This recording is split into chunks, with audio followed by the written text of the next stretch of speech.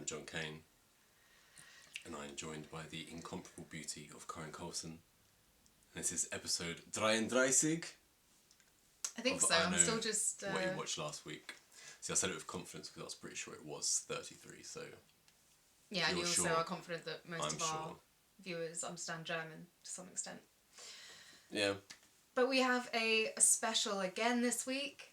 Vampire special. Oh, what a like boring way to just... I was going to do brrr, and you're just like, no, it's just vampire. I just like to get the information out there, yeah. And you may or may not be pleased to know that we also included the Nosferatu from 2024. Yeah, I think it came out December last year. Yeah, so that was actually the second one we watched. The first film we watched was called BloodRayne. BloodRayne by the infamous Uwe Boll. And we finished off the trio of vampire movies with Shadow of the Vampire. Yeah, Shadow of the Vampire. Just kicking our set around here, John. Yeah, something that I bought a while ago. Yeah, and I can't believe it's taken me this long to see it, honestly. Well, I've been waiting to get it out. Okay. So I guess why don't you say your ranking? I can't really see it being that different between us this week, but go from your least favourite to favourite. Well, rock bottom is Nosferatu. I mean, dead on arrival, bottom. Number 2 is BloodRayne. And number 1 is Shadow of the Vampire. Okay, we actually don't have the same. We don't. I mean, BloodRayne for me was so clearly the last place.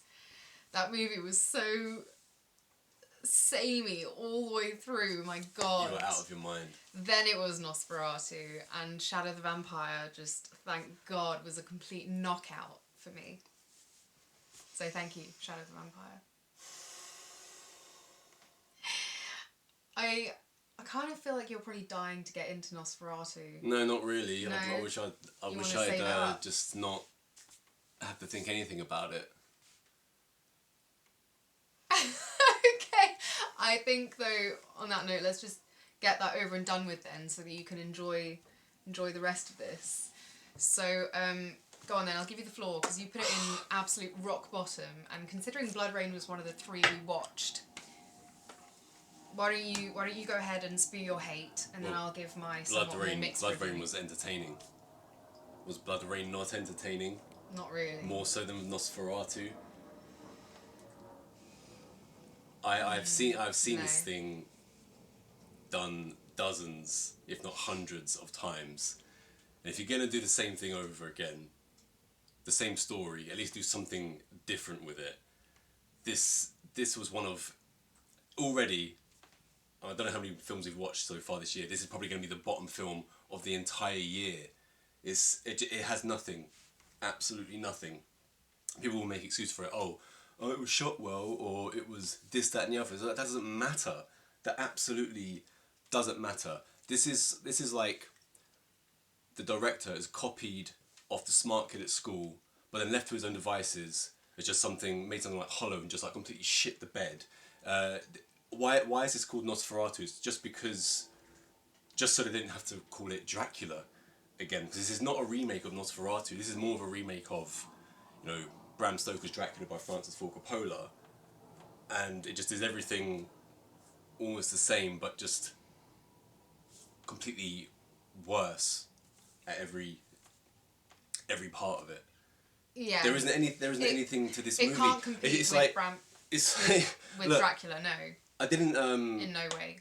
I don't feel like coming back from the dead and having, metal inserted inside my legs and stuff like that to come back and just be left with this. This is horror now, and just like shut my mouth and accept it. Why does everyone accept this? This has been done 1,000,000 fucking times and way better. This doesn't have any point of view, nothing to say. It's almost like you've just given up. The black and white bits in this film, they look like a parody of a pretentious like perfume ad. That's what it reminded me of. So all the little bits are trying to be this, that and the other. And also, just as it comes into my head, think of like all the great iterations of Dracula, and this one is like, let's just put a mustache on him. This is one of the worst Draculas of all time. Of all time.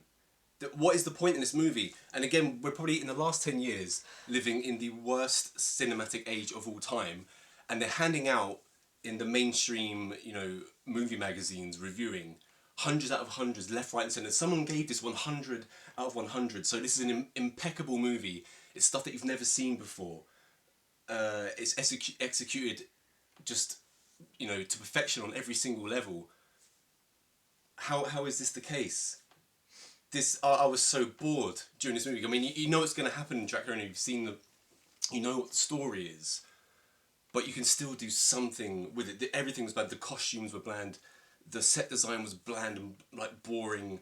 There was like maybe for about a minute and a half I thought it looked pretty cool when Nicholas Hoult was being picked up by the carriage, and he was taken to Dracula's castle, and that was like the only bit where I thought for a second, oh, maybe this might be good, because we don't just start the movie about 15 minutes in. But it was just same thing. Who cares? Who the hell cares about this movie? Imagine making this like, I'm making this movie, Nosferatu. Then you go home after it's all done, and you like go to your mates or like go to your family and say, look what I made. Oh yeah, well done. You like copy and pasted something that I've seen X amount of times, and it's nowhere near as good as any of the stuff that was made before it. We did, however... It's pathetic. It's absolutely pathetic. That I feel like the world is like brainwashed, that people are like, oh my god, this is so good. How is this good? How is this anything new? This isn't anything. This movie barely deserves third place out of the 3 movies this week. And I'm not a hater on the guy. I've only seen one of his movies before, The Witch. And I defended that movie to people and stuff like this. So I talked it up big time. I thought that was, an original piece of work. And even before, months before this review, I said to you, I can't believe this guy is doing a Nosferatu remake. It's like, why? Why is he doing this? It has nothing to say. It's completely pointless. It's a pointless movie. My overriding first comment that just kept coming into my head whilst you were giving that rant was that there was one moment in this film that surprised me. What? It was when Nosferatu, Count Orlok, Dracula, whatever they called him in this... Kill the children? ...comes out of his coffin, and he's Starkers, and they actually did a shot of a decrepit penis. That surprised me. Somehow I missed that. I did not. Yeah, that doesn't surprise me. It was a split second, but always it was on the lookout for decrepit cock. Like corpse penis. It was quite disturbing. Yeah, but apart from that, like the makeup effects were quite disappointing as well. I thought the way that Count Orlok was portrayed was very boring. They did like the nice hark back appreciation of like the cool fingers and stuff, but it's not anywhere near enough to excuse the rest of this. And also that, of course, is not original. It's just a nice, thing to bring along. But I do wish there'd been something a bit different to end this. And I actually find Coppola's my version biggest is problem... movie making on a completely different level to this. No, I agree. And this is being lauded. We're living in a world, I feel like I'm going absolutely insane, where this is lauded as like the greatest thing that you might have ever seen. And that's not true on any level. What's the point? How is it rated so highly? I found the... Why does everybody in Germany talk like this? Oi, governor, I found a sheep and someone had seemed to have eaten it, governor. Like, no one... We're in Germany the whole time and everyone just speaks like they're from, old school East End London. Well, everyone's English. Also, how do you get a boat from Romania to Germany? This is the kind of thing where, in the next movie, in my second place, BloodRayne, Uwe Boll would have been torn apart for that kind of thing, having a bunch of people speaking Cockney in Germany and taking a boat from Romania to Germany. Yeah. So why shouldn't this guy be torn apart from it? Everyone just seems like, oh, let's just scratch over that because we just want to push this person forward or this movie forward for some, just bewildering reasons to me. As much as you said, you don't really want to even think about this, I kind of feel like that's a good idea because I'm not getting a word in edgewise here, and it's just, I think we get your point. I get it. I know how you feel about this movie now. So maybe we should just Oh leave my God, anything did it else I have to drag? say. Oh my God, the script was just terrible as well. And go straight on to BloodRayne. No, because I'm not finished. I'm not finished with Nosferatu, the remake. You know, what else do we have here? I mean, it's not scary on any level. That's another thing. No, but there is no neither was- dread to this movie. You're told, oh, we are, you know, we should be fearing this, that, and the other, and you're not shown why. You're not made to feel why. It's all completely inept. It's almost like they. So we've got Miss Depp in the lead role, right? Yeah, I've not seen her in anything else. Is this her? No. She's acted before, I take it. Yeah, apparently so. She's also like been a model, tried singing. Oh, now I'm gonna be an actor, and this was it. And I feel like the other person was Emma Corrin, who was also lauded, right? That was Emma Corrin. Yeah, and I feel like she was outdone by Lily Rose Depp. How did I? Even though they both had exactly the same acting style, with that gasp. It reminded me of that character from Frasier, in that episode where he does, you know, Macbeth or whatever. But I've worked with her on set. How did I not recognise her? I thought she looked familiar, but I would never have said that was Emma Corrin. I guess I've never seen her do such a girly role. But yeah, the British accents were quite amusing throughout. The aristocratic ones are like whatever, but those Cockney ones you mentioned. There was one in particular, just... Yeah, not buying that. Yeah, obviously there's no flair, no imagination to this movie whatsoever, and just a complete dud. Oh, I've also never seen Nicholas Hoult in anything before that I know of. It doesn't matter who's in it. One of my favourites of all time. When I saw that Willem Dafoe was going to be on screen soon, it's still just, it's like, nothing's really happening for me here. Maybe because the movie's already so dead already. Think about, again, Francis Ford Coppola's version, which is the most comparable version, how many iconic, visions you get from that movie. They're just countless. It's a lot more lush, that movie, I would say. And in this, there's just nothing that stands out, nothing that's going to stand the test of time, anything even close to that. So, I feel more just defeated by this movie than anything. Well, the question is, Keanu Reeves or Nicholas Hoult? Keanu Reeves. Keanu Reeves doesn't even give that bad a performance. He's harshly criticising that. There are moments in that movie where he has to show, complete fear, and he does it incredibly well. There's no point really even comparing the two films. It's an unfair comparison because, one's movie making on this level, and one's like redefining some things and like giving you something new, new versions of the character, not just let's make him look a bit like a skinny Wario from the world of Mario Kart and everything like that. That's what I saw at certain angles. It reminded me of Wario with that moustache, and that's the least of its problems. I also unfortunately didn't feel like there was much clarity with the character relationships. I felt like everyone had no relationship whatsoever, even though one of them, they're supposed to be so in love, the married couple, Nicholas Hoult and Miss Depp. And then she and her friend, played by Emma Corrin, they're supposed to have this, I'm assuming, a long-term, super close friendship. And you can tell this from what they say to each other, but I never feel... Yeah, it's completely anything. Different to, the girls in, again, Coppola's version, Winona Ryder, an English chick. I forgot her name. English chick. Yeah, I forgot her name currently, but she was great. And she brought a lot of comedy to that role when she had all the men wrapped around her little finger, just for one scene. Just so the movie's so good, you just insert bits here and there. In this, it was just complete copy paste. I feel like I'm living in the Twilight Zone kind of thing. A lot of the point of the Heathen is living in the absurdity of this world, where films like this are given 100 out of 100 by mainstream media articles, and people just accept it. And so I feel like people are just brainwashed. I feel like I'm going insane watching this film. I just couldn't stand this movie. Okay, it was everything that I feared it would be and more, But I wanted to give it the slight benefit of the doubt because I'd enjoyed The Witch, but they're night and day, and it's just almost like giving up. And now you hear that he's doing. His next movie is going to be the werewolf movie. Clearly, based on this, you're not going to see anything new there either. So, I'm not excited to see his next film. I wasn't excited to see this, and I was proved right once again. So have we seen anywhere a bad review of this film? And just how should just be allowed to? This is just festering the genre of horror. There's so much good stuff to work with in it though. Like, how can you make it dull? Like, it's not even that. It's even just the fact of just making, Route 1 Dracula movie again. It's just it's not needed. It's absolutely not needed. So we're probably gonna get another one in another 10 years or something, and it'll be completely pointless. I'm just sick of remakes, sick of reboots.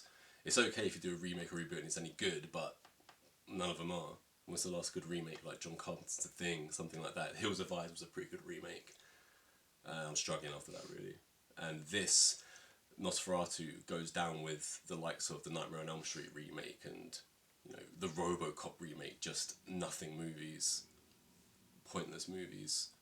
It wouldn't matter one jot whether this movie existed or didn't. It's just, it hasn't done anything to cinema or the world, especially of horror, which is what we're supposed to be, what we are about. Horror fanatic. And this is just kind of thing that this is what Hollywood thinks is horror. Just it's at the moment. It's like they like that movie What Lies Beneath. That's one of the worst horror films I've ever seen in my life. It's like, oh, because Richard Gere's in it. Oh, I've got to give it at least 6 or 7 out of 10. It was crap. It's one of the worst horror films of all time. And Nosferatu comes into that same kind of category, where it's not a real horror movie. It's barely even a real movie.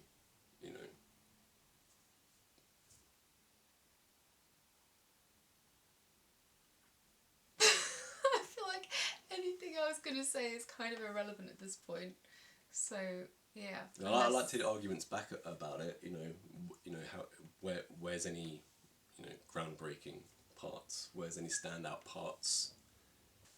So as I suggested we do earlier, but we will actually do now, we'll end the rant of hate. I'm looking for something new. And we'll move on. That has scene after scene after scene after scene of things that you've never ever seen in cinema before, rather than the same old bullshit. I mean, it's true, but let's move on to BloodRayne now. I love BloodRayne. This movie was so dumb. There were so many dumb things. BloodRayne, a movie based on a computer game which I've never played. It seemed to have just passed me by. That's not to matter. It's directed by the infamous Uwe Boll. I'm pretty sure this is your first experience of Mr. Boll, German maestro.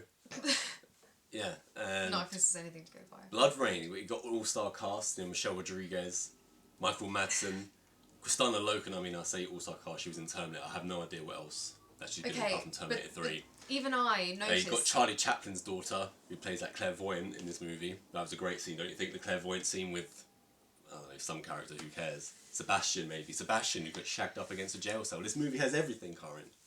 Oh my goodness. No, it had some names in it where I was like, it was entertaining all the way through. Good. Billy Zane, special appearance by your favourite Johnny, Billy you just Zane. hogged the last section. Can I get some words in? I'm excited. Please? I'm excited for this movie.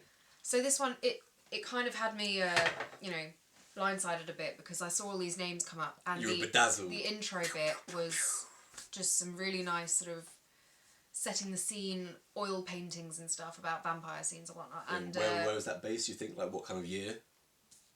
Well, it's clearly just made up in time, isn't it? But what would be your, 17th century? Yeah, I was going to say 1600s. Yeah, so. well, Uwe Boll put himself in the scene and that he's wearing a digital watch. Great. But I've never seen so many, good performers just phone it in one movie. I don't think there was a single actor in this where I was like, he's doing a great Kingsley? job. No, he gave up. He completely given what? up. The only So this wasn't an Oscar-winning performance from the most Sir Ben entertaining Kingsley. one was my one and only favourite, Billy Zane. Special appearance by Billy Zane. Yeah. And I think he's the second guy we see with a wig. Because everyone wears a wig in this. Michael Madsen's got a wig. And Michael Madsen's wig looks like they cut off the back of Michelle Rodriguez's hair and just stuck it to the back of his head. And when Billy Zane shows up, it looks like something's dyed atop his head. And he's been upstaged by his wig. Everyone is upstaged by their wig in Not this Billy film. Zane. His performance in this. Okay, so you know how Take a note. there's a Marlon Brando biopic Mm-hmm. coming out, and Billy Zane is doing that, and everyone's like, oh my god, I can't believe how much he looks like him. Well, it's a little known fact that Very little known. as a young girl, I watched a movie which it ends up, it has Dead Billy Calm. Zane in it. Your favourite movie of all time. I just assumed it was Marlon Brando. So, clearly Marlon I saw this Brando coming. in Dead Calm. Yeah, that's the guy. Yeah, with Nicole Kidman. And Sam Neill. Sam Neill's your favourite. So Sam Neill, Nicole Kidman, Marlon Brando / Billy Zane are your favourite because you absolutely love Dead Calm. Yeah, but what I was going to say, Billy Zane in this movie, in BloodRayne, his performance kind of reminded me of what like a Marlon Brando at the end of his career would do when he just does not give a shit and he's just turned up on set, someone's reading the lines into his earpiece and he's just there like, take note, to my dear daughter. Too much? We'll stop throwing things at me. Do you think that his agent had to get... Do you think it's an agent's job to get something like special appearance by put in the credits rather than it's in the contracts, I think, usually, yeah. So, but why do you think this was a special appearance by? Because he shows up in that where he's like, take a note, and the second where he's like, stop throwing things at me. So why was this a special appearance by Billy Zane? I don't really know. I was pleased to see him, don't get me wrong. Maybe Especially it's with the rest special of the that cast. he's so gracious Udo to take part. Udo Kier's in this movie. I know. I love Udo. It's got loads of people who I've seen be absolutely fantastic and other things. This just wasn't it. What about the shoddy costume editing and just general lack of flair? Well, the fact this that film? also there was a lot. Does it make you want to play the computer game? Must be a sick game. There was a lot of fighting in this. Yeah, there's some good violence. I've never seen worse fight choreography. That's one of the few things I said out loud as we were watching it. I was like, this is the most shocking fight choreography I've ever seen make it into the cut. You talk about where Michael Madsen's character is overseeing a montage of the troops training for the final battle. Yeah. I mean, a lot of it, just all the fights. And then whenever you saw the weapons up close, they were like blunt polystyrene crap things like this. There was no realism to it. It was like not even for the close-ups have they bothered to get something that actually looks like it could do any damage. Yeah, this film had a $25 million budget, and they somehow managed to make it look like a $25,000 Sci-Fi Channel movie kind of thing, and that's one of the reasons that I love it so much. Yeah. I was never bored watching this movie, and there's some nice violence. The damn fear. Rain, she stabs someone through the eye, there's loads of blood comes out, she smashes some ogre's face. Remember the ogre fight? Yes, I do remember that. That was one for the ages. What about when the Damphir, because they've built up the relationship between her and Sebastian and they finally have sex up against the jail cell? God, okay, no, so there's been... I moaned about this from Nosferatu, but it's just as much in here. There was no clarity of what the relationships between these characters are. Superb breasts, don't get me wrong. There was no build-up of, like, romantic or sexual tension. There's some very gratuitous titty licking between the guy Sebastian goes to and town the Damphir. Oh, and also nipples. he's from. I recognised him. It turns out he's from Legally Blonde. Your favourite, yeah. But anyway, so showing range here. She like grips onto the railings of her. She's still in a jail cell, by the way. Did you notice that? That's where they've like kept her bed. Yeah.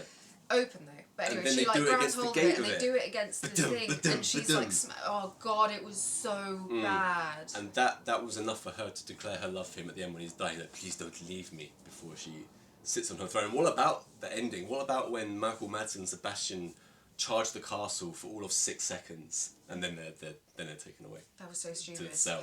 I mean, the two of them are like. But then they escape the cell. They escape. We can't let the Damphir go in there It's and a genius face it escape. all alone. And by the way, she didn't have a plan either. She literally did just get herself chucked in there. I thought like there was going to be some sort of twist, but no, she had no plans. And then the two guys, as I said, are like, oh, we can't let her do this alone. We need to give her backup. So the two of them just straight on storm the castle, get overwhelmed, of course, and get themselves chucked in jail as well. So no one's thought this through. So Michael Madsen does it with his wig on, and we've mentioned also Billy Zane's wig, but we haven't mentioned the third wig wearer in this movie, the one and only Meatloaf. Again, you see Christina Loken in this, you see Michael Madsen, you see Meatloaf who I've seen in Fight Club, and I think yeah, he can act pretty well. And then you see him in this, and you're like, what's going on? Meatloaf's wearing a wig, and he just looks like he's drunk and on some kind of, opiates. He's just so out of it around all of those naked women for that one scene. And all there those was some naked... definite nipple action in that as well. Well, that was authentic nipple action because they were all actual prostitutes. They weren't extras or actors or anything like this. And the infamous Uwe Boll was asked why there were prostitutes instead of actors, and he said because the prostitutes were cheaper to hire. So you've got Meatloaf in a wig surrounded by Romanian prostitutes shooting a scene in a $25 million movie. With Michael Madsen in a wig also. And if that's not reason enough to watch this movie, then I don't know, I can't help you really. My problem with this film, though, apart from just like no good performances, no interesting anything, was it moved quickly through like moments of the story, which was good, but there was just never any change in the tone or the feeling or anything. What was the general storyline of the movie? Remember? Something about an eye. Trying to... It's not about the eye, there's like a bunch of them. The eye, and, the rib. the Damphere's mum has been, assaulted by Sir Ben Kingsley, and she wants revenge. And in between all that, and that's going to just... They bring that back just for, whatever sake. Because in between, it's all just kind of nonsense. Brilliant nonsense. And I love but the whole point this is movie that so they're trying much. to overthrow Ben Kingsley. Right, because in this movie, as I said, 25 million, it just like bombed at the box office. And the movie had before this was also a computer game adaptation called House of the Dead, which you might have heard come through the door the other day, which I got for a very reasonable £3.95. And this movie is even more derided than BloodRayne. And this is the one that started all in his Hollywood career. I wanted you to buy me a movie the other day that was like $1.99. You said that was too much, but you bought that crap. What movie was that? I don't remember. I bought you a movie for 99p the other day. Doom's coming. Yeah. So that movie's even more derided than this one. And great. Can't wait to watch it. He managed to get 12 million for that. Then 25 for this, and then movie after this he managed to raise $60 million for and lost, $57 million of that production budget. But he doesn't give a shit. And Uwe Boll is a true artiste. If it wasn't enough that he, hired Romanian prostitutes, he also, he has so many detractors that he invited all of his biggest critics into the ring for charity, and he knocked them all out. And the documentary was called Raging Bull. People...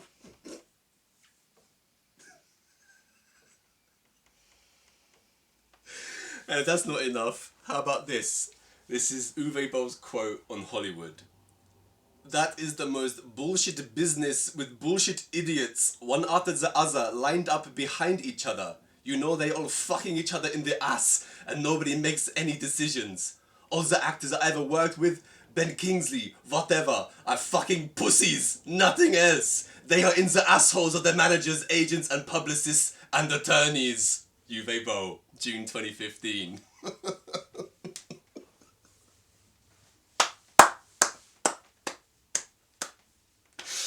So, I am now determined to watch anything this guy has ever made. This guy is a new hero to me. Yeah, and I can see why. Not just for his movie making. This movie was great. This movie was almost for me number one. It was so... Considering how good Shadow of the Vampire is, this movie was also almost number one. I mean, this wipes the floor with Nosferatu. This absolutely wipes the floor. There's way more to see in this movie. I wasn't watching BloodRayne like this. I was. For the most part. There were a few funny bits because it was so bad. No, this is way better. This is way better than Nosferatu. I realised... I'll watch Uwe Boll's next movie over that guy's all day long now. About halfway through when we were watching it, and I had been thinking to myself Raging the whole Bull. time, I was like, why is the tension never changing? And I think I've figured it out. It's because the soundtrack is constant and really loud. What, so you don't think it's... And just like the same should I get on tone vinyl? of music the whole way through. There's no change in the feeling of any scene to the next. Even though there's technically a lot of action happening. Yeah. And some gruesome bits. you liked that smashing the head in and stuff, didn't you? Yeah, and You like that. You like the end love story when Rain goes to the dying, Sebastian, and then she quickly gets over that when she takes her throne. Again, bizarre. No, because real character explanation. There is a BloodRayne 2 and 3, and the second one is also directed by Uwe Boll, so I would call it, essential viewing. Personally, I can't wait to watch House of the Dead. That's good, honey. It's almost like we've actually experienced this. They've got Uwe Boll, who he directed House of the Dead, a computer game movie, and even though it completely sucked apparently, let's just get him to do this one because he's done it before, and this one completely sucks apparently as well, but now let's get him to do the third one in a row just because he's done 2 before. Well, if he says that everyone in Hollywood that he's worked with and stuff is a pussy, maybe he couldn't get out of them what he needed for his films, and that's why it's just so blah. Is there a better quote you've ever heard from that? Have you ever heard that kind of direct? That's a quote. That's one to put on your grave. These fucking pussies. Raging Bull. Gotta get that. It would be better Raging if his Bull. films are a bit more impressive to go along with it, but... Well, BloodRayne is kind of hard to top. If House of the Dead tops BloodRayne, then I'm just going to be electrified. Completely electrified. You are so dumb. I think we pretty much covered most of what should be said about that. Yeah. Why introduce the final along? movie? I'll just double check my notes just in case there's anything I want to interject with when it comes to BloodRayne, because there's so much to it. Well, there's not much point me introducing anything until you've checked then, is there? No, I'm still listening. Okay, so we will move on then to, by far, the best film this week. I mean, it was so good. I can't explain this.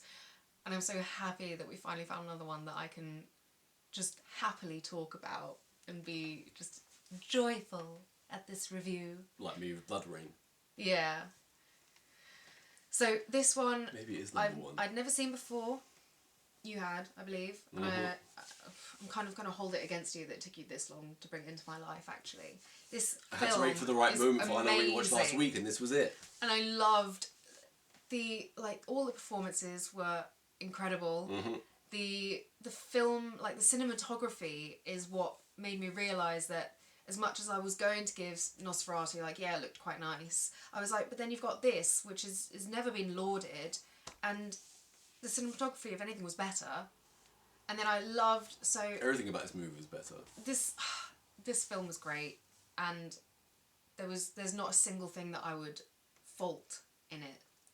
There's one thing I'd fault, and it's not really a fault, it's just I wish that they'd added on. So we haven't even really gone into the storyline at all, but when John Malkovich, the director, Murnau, has to go back to the investors and explain to them why it's all going to pot. Mm-hmm. I wish that they just filmed a scene of him convincing the investors as to what is happening. That would have been a good, especially for the tone of the movie, that could have been a great scene. So that's my only complaint. So basically this film, it's based around the idea that after the original Nosferatu came out, that people thought that, he was so good, the actor must be an actual vampire or whatever. So this film kind of goes back to when they were filming Nosferatu, and you see bits in, the silent black and white, and you see the way that John Malkovich is there as a director speaking through every single moment of the scene. All those bits are superb, where they show that how Nosferatu would have been filmed and directed. Then of course the bits that aren't seen through his lens are, for us, just shot in regular colour and all that, so you can kind of get a bit more into the storyline behind it. It's incredibly interesting to look at because of that. Yeah, I loved it. I loved the combination of both of them. Mm-hmm. And it was done just, I feel like, in the perfect it's seamless amount almost with each other. There are parts I'm just thinking with happiness of every performance and every moment. Carry on. Well, if you had to choose between John Malkovich and Willem Dafoe, which are the two most widely praised performances of this movie, I think you've got to go with Willem Dafoe. Even no matter how good John Malkovich is as Murnau, Willem Dafoe is just absolutely mind blowing in this incredible. film, to the point where they actually interject shots from the real Nosferatu, and you can't tell the difference. I wasn't expecting with this one to have so many moments of comedy, because it's never done in a way that, oh, we've written a joke in or something. It's just the absurdity, I think, of the situation is what makes it so funny. And the fact that it's pretty clear to us, obviously, that this Count Orlok actor who the director has given a background and a name and all this, that he actually is a vampire. But then you've got other people being all like impressed at his commitment as an actor to like stay in character and all this. That's the thing. It's it's a comment on the absurdity almost of method acting and the kind of uproar and butthole praise that it always seems to generate. There's a point, amongst other things, and if you consider about what the director was willing to sacrifice just to make his movie, not just like of himself but also of just others. Everyone is, and that is such a scathing satire on filmmaking, and it doesn't feel unreal whatsoever. It's a on point comment. Absolutely. And it's just like his obsession with the film that nothing else around him really registers. And he says that great line at the end about like, oh, if it's not on the camera it doesn't happen, or something like that. It's not in frame. And it's again that bit's so absurd when he's just filming all of his colleagues and people that he should be quite close with, I suppose. I think that if it's not in frame, the quote actually came from Hitchcock, or someone who told Hitchcock that, one of the two. So that's where that's from. But there is a native in my scene, in my frame. There's just so much about this. Oh, I love it. I think this might actually go in my like top 10 favourite. This is one of the things where you, again, when we watched it, don't tell you anything about it, barely even mention it during our lifetime together, just put it on and just experience it, and it is one of those kind of movies, isn't it? I also love the bit when you mentioned the director is sort of off trying to, first of all he has to replace his like cameraman because the Orlok's had his way with him. Had his way, and he's like all pissed off, not because the guy's dead, but he's like, now I need to go and find another cameraman. And also, can I just mention, as someone who is half German, and the accents were fantastic. I loved them, and it made the whole thing so much better than like when in Nosferatu, this hello new governor, one, they've all got, this is Deutschland, this is. Of course, darling, yes. It's just, I liked it, added a layer of authenticity and comedy as well, because who doesn't love a German accent? It's always going to be funny. The put on the German accent is it. always a thing for the senses. And the physical performance, as you mentioned. You've had to do a few auditions with German accent, haven't you? Yeah. Yeah. Yes, I have. You always call your mum for authenticity. Mother, is Mother, this correct? is this Deutsch enough for the audition? What was I going to say? Oh yeah, so director's off. Like a true German, she never says, it's perfect or anything, does she? She would say, yes, you could change this and that. Yeah. So the rest of the crew are gathered around this other set, and at this point, obviously, everyone still thinks that Orlok is some actor guy. And two of the men are, swigging schnapps or something, I think, which Orlok is very excited by, and he definitely takes quite a lot of swigs. And I also love how he brought in the original book, Bram Stoker's novel, which obviously is like originally like one of the other ones they were saying about his how take on what Nosferatu. made about I think we were watching a documentary and someone was about how like Nosferatu is the original. I was like, but Nosferatu is not the original. The book is the original because that's what Nosferatu is based on. So that's a really bizarre thing to say. But anyway, so he brings up the book and he's talking about how sad it is because the vampire is no longer in his heyday and all of this. And during this conversation, they're trying to like see how really character actor he is and ask him questions like, oh, so as a vampire, how do you feel about this? And he's obviously answering honestly. Straight answers, And then this like bat or bird or something flies by and he grabs it and, bites its head off and there's blood everywhere. And as he's walking away, very creepily of course, one of the guys is like, we must have some in the German theatre. I loved it. They're so impressed. I mean, that's taking it a bit too far for me. I don't ever want to see anyone that into character. So you don't appreciate commitment. It's a different thing. So I don't know, I'm not sure who he lost to, but Willem Dafoe was nominated for, I think, Best Supporting Actor in the Oscars for this in the year 2000. Oscars for me aren't really anything to go by, anything these days, like the death knell of your artistic career. But there are a few nominations which were pretty good. So yeah, it'd be interesting to see who he actually lost to that year, because most of the time when I look back over times where I've missed, I'm like, oh, I can't believe this lost to this and this lost to that. I mean, I'm going through in my head all the performances. Obviously, you know, Willem Dafoe and John Malkovich are like standouts because the characters are also give you so much to do. But all of them just, I loved watching so much. And you've got, you know, the replacement camera guy as well. Cary Elwes. He really brought something deeper to the character. Like, it's not by what he says, it's how he acts and how he says He's things. in Francis Ford Coppola's Dracula. Well, as one of the fine gentlemen. Absolutely amazing job. He's the guy in Saw, you know, one of the guys chained up again, the blonde guy, the doctor guy. That's Cary Elwes. Seen him loads. Well, I really liked what he did with the character. It made him I also really find stand that out. Eddie Izzard, who plays the star of the movie that I was making, he really looks like a guy who's like from 1922 in those frames. Like you're watching again the real thing. Yeah, the casting was perfect. It was, there were so many quotes you could take from this, and it's so, you know, it brings in the story of Dracula, which obviously who can't love that and basis. this does it in a completely different way. It brings you so back original in time to a sort of like time capsule of how filmmaking Everything was back that then. Nosferatu isn't.